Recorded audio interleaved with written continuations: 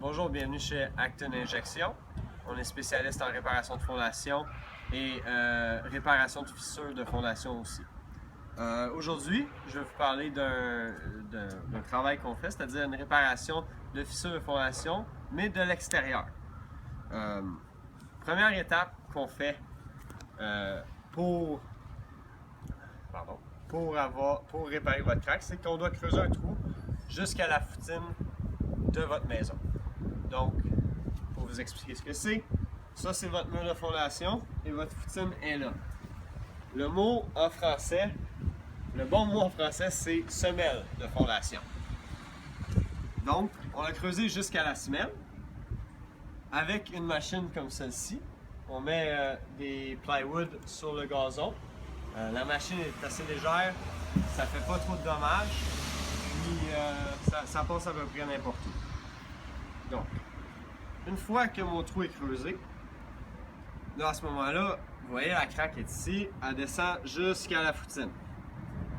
Ce qu'on fait, c'est qu'on la nettoie avec une brosse d'acier et un petit scraper. Puis ensuite de ça, on drille des trous à peu près 3-4 pouces à côté de la fissure pour mettre ces injecteurs-là. Les injecteurs, ce qu'ils vont nous permettre de faire, dans le fond, c'est de nettoyer la craque. Comment est-ce qu'on nettoie la craque? C'est avec une machine à pression. On commence par injecter de l'acide. C'est pas de l'acide super dangereux, c'est un acide assez doux, mais c'est simplement pour nettoyer la craque. Faire sortir la terre, tous les débris qui peuvent s'accumuler dedans. Ensuite, on le rince avec de l'eau, juste de l'eau pure, pour à ce moment-là, dans le fond, avoir une fissure qui va être propre et prête à être réparée. Ces injecteurs-là, on les laisse là à ce moment-là. L'étape suivante, c'est que dans le fond, on met du ciment sur la craque au complet, à partir du bas jusqu'en haut, pour empêcher mon polyuréthane de sortir quand je vais l'injecter dans la fissure. Comment est-ce que je l'injecte dans la fissure? J'utilise les mêmes injecteurs qu'on a utilisés pour nettoyer la craque elle-même. Donc, une fois que mon ciment est fait, j'injecte mon polyuréthane en commençant du bas vers le haut. Une fois que la craque est bien remplie, les injecteurs, à ce moment-là, je peux les enlever. Donc, je les enlève. Les trous qui vont rester, je les cimente. Donc, il n'y aura aucun problème à cause des petits trous.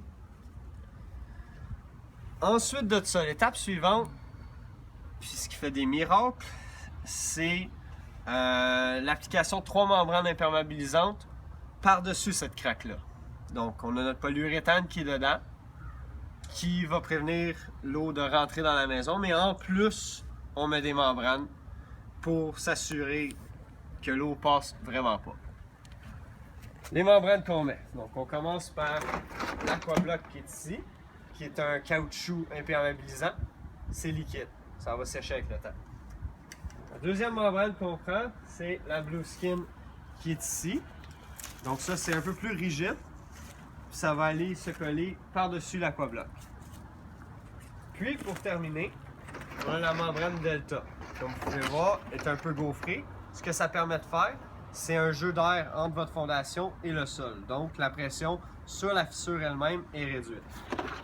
Puis, pour finir, on met une top strip qui va aller comme ça. Bien sûr, elle va être coupée à la bonne largeur par rapport à la Delta pour empêcher la terre de rentrer sur le dessus.